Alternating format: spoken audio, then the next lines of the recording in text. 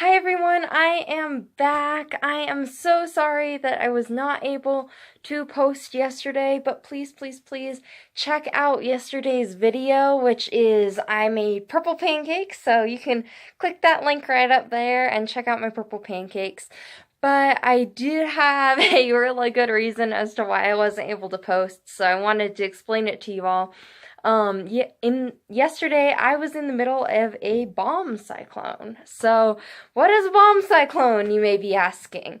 I didn't know either until I just did some research on it, but a bomb cyclone is basically, I'm not a meteorologist by any means, but from what I understand, a bomb cyclone is just a term used to talk about really, really bad weather. And it can mean a lot of different things. It can mean tornadoes or hurricanes or floods or blizzards. And so Colorado Springs unfortunately got the blizzard.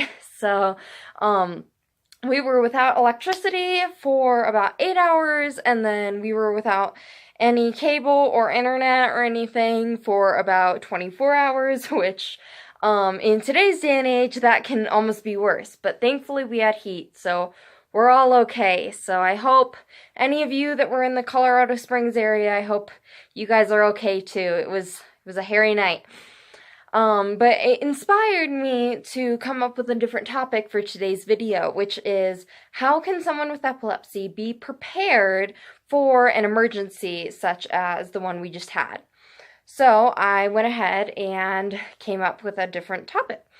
I did some research about how we can all be better prepared, and there are literally so many different things you can do to prepare for an emergency, especially if you have a chronic condition like epilepsy. But for the sake of time, I am just going to list the top 5 things you can do to prepare. And these tips really are most applicable in a situation such as a terrible blizzard like the one we just had, or a mild hurricane that you might be riding out at home, or something of that sort. Obviously, if there is like a wildfire or something and they tell you to evacuate, please evacuate. Do not stay in your house and attempt to follow these tips. You are going to be much safer. Okay, so number 1 is if you are running low on medication, don't wait to call it in or go get more, because it is far too easy to just think, oh, the storm probably won't be that bad, or I can get it in a few days. You just never know. So prepare for the worst and call it in, because if the storm isn't that bad, like, it's not going to hurt anything having the extra medication. So if you're running low and you just really don't know, be on the safe side and go get some more medication before the storm hits.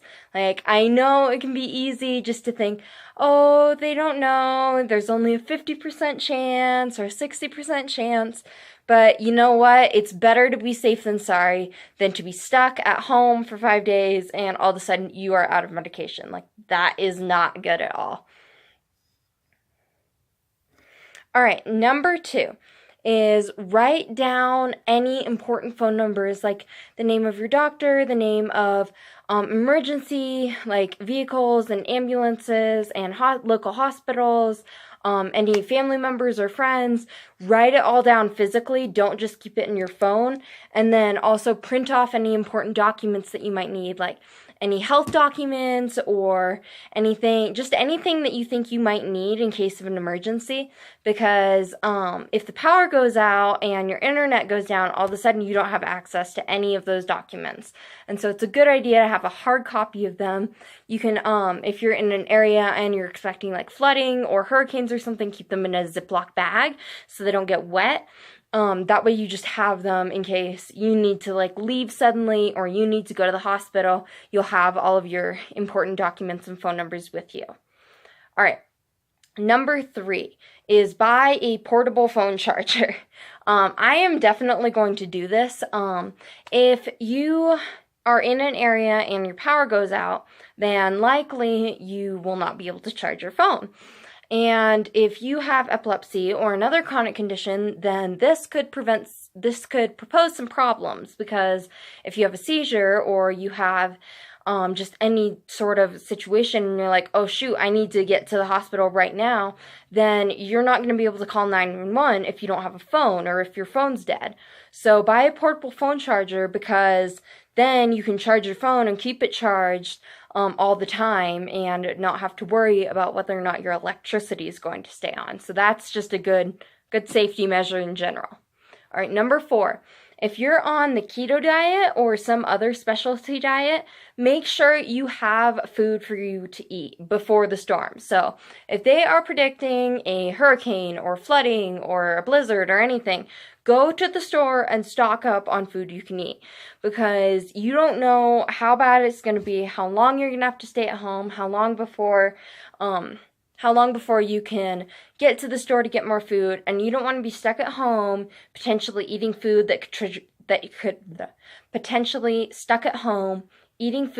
trigger a seizure. Like, that is not a good situation, obviously. So just be smart and stock up on food that is healthy for you and that is good for you to eat based on your diet. All right, number 5 is keep in contact with family and close friends. And if you live by yourself, just go ahead and I recommend just go ahead and stay with them, because if you're living by yourself and you have epilepsy, you don't really know what the next few days could bring, and there is nothing scarier than having a seizure by yourself and no one knows that you had a seizure. Like, that's actually super, super dangerous. So make sure that your family and friends know where you are, know that you're safe, and just keep in contact with them throughout the storm or throughout whatever situation you guys are in. And if possible, go ahead and just move in with them for the next few days, hang out. It's not going to hurt anything, and if anything, it's just going to be a lot safer for you and for everyone involved. Thank you guys for all tuning in to March Madness Day 14.